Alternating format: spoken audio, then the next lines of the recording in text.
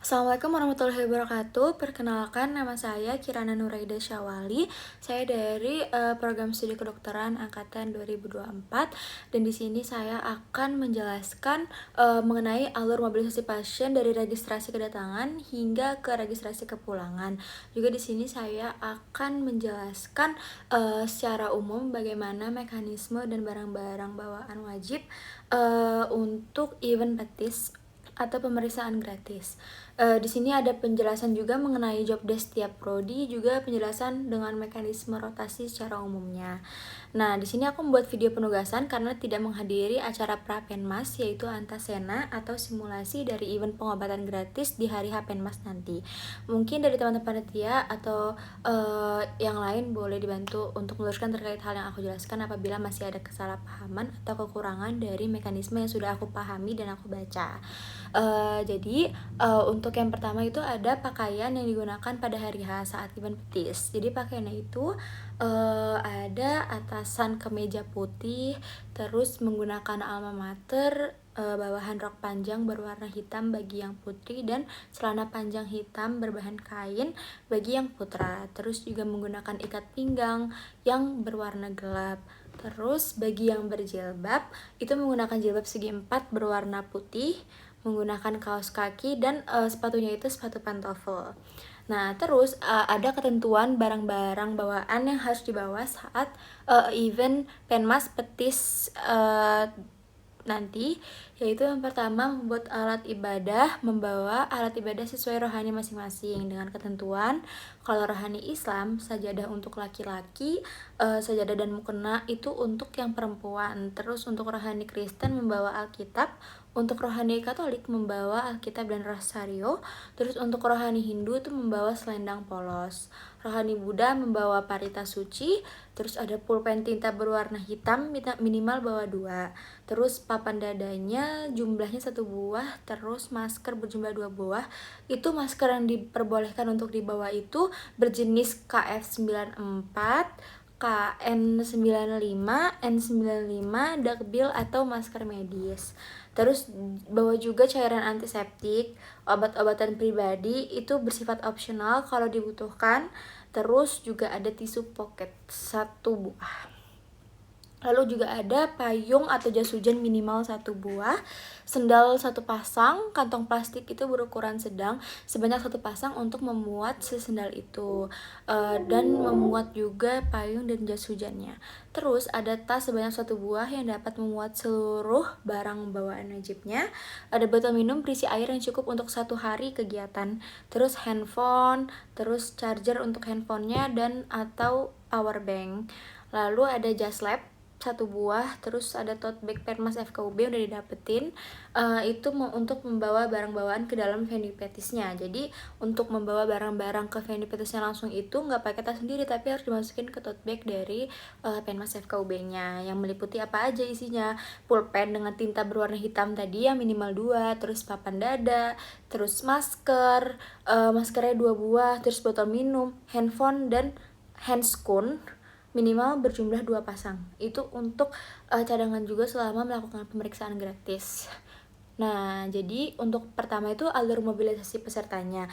Jadi peserta ini akan dimobilisasi menuju lokasi awal briefing sesuai dengan shiftnya. Nah, kan ada 4 shift. Shift pertama itu ke Gedung Serbaguna, shift kedua ke Masjid Arinal Haq, shift ketiga dan keempat itu langsung dari rumah inang masing-masing.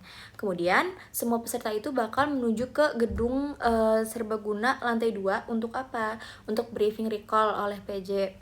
Terus untuk mengisi presensi dan ganti jas almet dengan jas lab yang udah tadi kita bawa. Terus habis itu peserta bakal diarahin ke buffer room masing-masing berdasarkan program studi. Ada PSKET kan, ada PSKB, PSSF. Nah, buffer room ini kayak gimana? Kalau PSKET ini tugasnya ada untuk TTV dan dia di buffer room untuk pendamping pasien. Kalau PSKB dia untuk pendamping pasien dan juga di shift antropometri. Terus kalau PSSF farmasi itu dia untuk di KIE dan untuk buffer room racik obat. Nah, dia buffer room ini buat menjadi tempat berkumpul peserta saat tidak bertugas. Nah, jadi setiap shift ini berdurasi 90 menit dan di dalamnya akan ada 6 rotasi. Dalam satu rotasi itu ada 2 kelompok yang akan bekerja secara aktif sebagai pemeriksa TTV, antropometri, atau pendamping pasien. Terus kelompok lainnya itu nunggu di buffer room-nya. Nah, mekanisme ini tuh berputar terus-terusan sehingga setiap kelompok ini bakal mendapat giliran kerja mereka masing-masing secara aktif maupun giliran istirahat. Nah, untuk peserta shift 4 ini, mereka akan bertugas hingga seluruh kegiatan petis ini selesai. Pastikan untuk tetap menjaga stamina dan energi kita untuk pada hari H nanti ya. Nah, terus yang pertama ini untuk PSKET. Untuk PSKET ini, nah, ini kan ada 3 program studi dibagi jadi PSKET kedokteran, PSKB kebidanan, dan PSSF itu farmasi. Nah, yang pertama untuk PSKET dia untuk pemeriksa TTV, tekanan darah, nadi, suhu tubuh, dan frekuensi nafas. Nah, terus dia juga bisa menjadi pendamping pasien, memastikan pasien ini melalui semua bilik-bilik dan alurnya dengan benar. Terus dia PSKET ini juga harus mencatat hasil TTV dan menghubungkannya dengan identitas pasiennya. Jadi biar data pasiennya ini lengkap serta data TTV-nya. Nah, kalau untuk yang kebidanan, mereka memeriksa antropometri kan. Jadi termasuk tinggi badan, berat badan, dan menghitung indeks massa tubuh. Terus menjadi pendamping pasien juga dari awal sampai selesai, dan mereka juga wajib memastikan data-data pasien ini sudah tercatat dengan baik. Terus untuk PSSF, farmasi, PSSF itu dia bertugas di bilik farmasi. Dia membantu proses racikan obat sesuai resep dokternya, terus juga mengikuti sesi KIE atau Counseling Informasi Edukasi, yaitu dia jelasin tuh obat yang diberikan kepada pasien dari namanya, cara pemakaiannya, cara minumnya, sediaan obatnya, waktu penggunaannya, terus juga bisa sampai efek samping dari obatnya. Nah, selain itu semua itu pendamping pasien tanpa memandang prodi ya. Yang memandang pasien itu dia berperan penting dalam membantu pasien mengisi inform consent atau izinnya gitu lah, apakah mereka sudah bersedia untuk dilakukan pemeriksaan gratis ini. Terus memastikan pasien juga masuk ke bilik yang tepat, ke dokter atau ke bidannya, dan mengarahkan pasien ke meja registrasi pulang. Nah, terus setelah seluruh pasien ini selesai dilayani dan kegiatan petis ini ditutup, semua peserta kembali ke gedung serbaguna, terus mengisi presensi kepulangan dan mengambil barang masing-masing.